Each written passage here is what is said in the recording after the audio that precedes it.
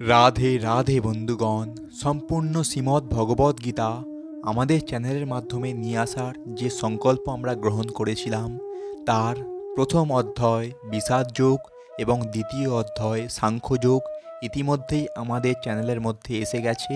তাই আপনারা চ্যানেলটি সাবস্ক্রাইব করে সেগুলি দেখতে পারেন। আজ শ্রীমদ্ ভগবদ গীতার তৃতীয় অধ্যায় কর্মযোগ, শ্লোক 1। অর্জুন উবাচ जैसी चेत कर्मणस्ते मता बुद्धि जनार्दन तत्किं कर्मणि घोरे मां নিয়োজসি কেশব।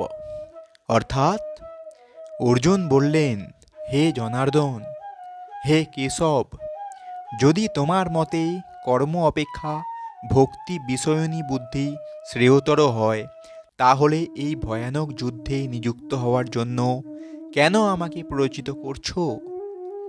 এর তাৎপর্য, পূর্ববর্তী অধ্যায়ে পরমেশ্বর ভগবান শ্রীকৃষ্ণ তার প্রিয় সখা অর্জুনকে জড় জগতের দুঃখার্ণব থেকে উদ্ধার করার জন্য আত্মার স্বরূপ বিশদভাবে বর্ণনা করেছেন এবং সেই সঙ্গে তিনি আত্মার স্বরূপ উপলব্ধি করার পন্থাও বর্ণনা করেছেন।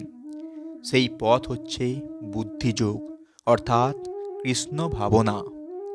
কখনো কখনো এই বুদ্ধিযোগীর কদর্থ করে একদল নিষ্কর্মা লোক কর্ম বিমুখতার আশ্রয় গ্রহণ করে।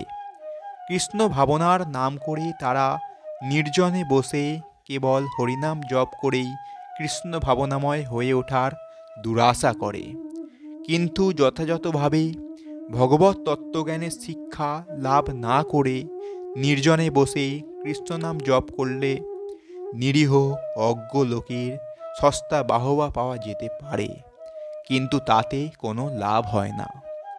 অর্জুনও প্রথমে বুদ্ধিযোগ বা ভক্তিযোগকে কর্মজীবন থেকে অবসর নেবার নামান্তর বলে বিবেচনা করেছিলেন এবং মনে করেছিলেন নির্জন অরণ্যে কিচ্ছু সাধন ও তপশ্চর্যা করে জীবনযাপন পালন করবেন। পক্ষান্তরে তিনি কৃষ্ণ ভাবনার অজুহাত দেখিয়ে সুকৌশলে কুরুক্ষেত্রের যুদ্ধ থেকে নিরস্ত হতে চেয়েছিলেন। কিন্তু নিষ্ঠাবান শিষ্যের মতো যখন তিনি তার গুরুদেব ভগবান শ্রীকৃষ্ণকে তার কর্তব্য সম্বন্ধে জিজ্ঞাসা করলেন, তখন ভগবান শ্রীকৃষ্ণ এই তৃতীয় অধ্যায়ে তাকে কর্মযোগ ও কৃষ্ণ ভাবনাময় কর্ম সম্বন্ধে ব্যাখ্যা করে শোনান। তো বন্ধুগণ, এটাই ছিল শ্রীমদ্ ভগবদ গীতার তৃতীয় অধ্যায় কর্মযোগের শ্লোক 1। এই রকম সম্পূর্ণ ভগবদ্গীতা শুনতে আমাদের এই চ্যানেলটি সাবস্ক্রাইব করুন এবং সঙ্গে থাকুন। এবং শ্রীমদ্ ভগবদ্গীতা সম্পর্কে কোনো কিছু জানার থাকলে অবশ্যই কমেন্টে জানাবেন। রাধে রাধে।